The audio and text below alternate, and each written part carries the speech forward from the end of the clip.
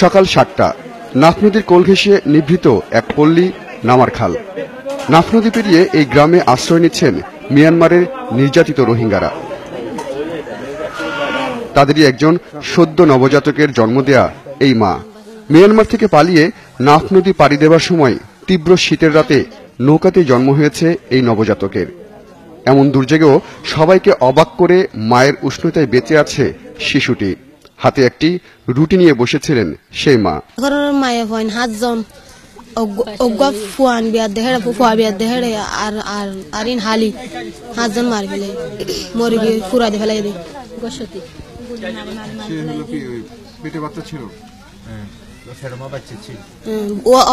তার সাথে আসা সবার একটাই কথা, অমানবিক নির্যাতনের মুখে ভাগ্যই তাদের নাফ নদী দিয়ে ভাসিয়ে এনেছে।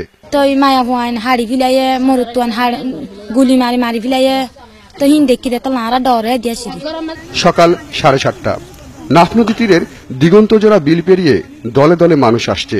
তাদের চোখে মুখে আতঙ্ক, এমনকি ক্যামেরা দেখেও তারা ভয় পাচ্ছিলেন। অভয় দিতেই ডুকরে কেঁদে উঠলেন নির্যাতিত নারীরা।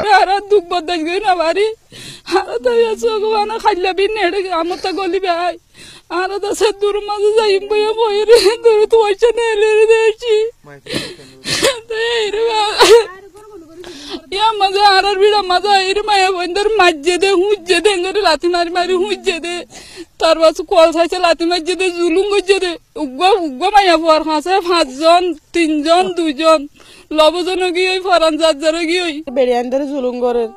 তারা বদাস করি না পারি, আরা দেশের ইয়ারা বদল দিয়ে বসে দে, আরা ফরান আরে বলা আর ভাই অনেককাল জুলুম, ভাই অনেককাল মারি ফেলে তো ফুরাই দি ফেলে, এর দুয়ার ফুরাই দি ফেলাই। সদ্য সীমান্ত পেরিয়ে মিনাবাজারে এসে উঠেছেন মিয়ানমারের 2টি ইউনিয়নের 2 জন জনপ্রতিনিধি। জানালেন এ পর্যন্ত অন্তত লাখখানিক রোহিঙ্গা বাংলাদেশে আশ্রয় নিয়েছেন, অপেক্ষায় আরো কয়েক লাখ মানুষ হবে। আসছে 1 লাখ হবে।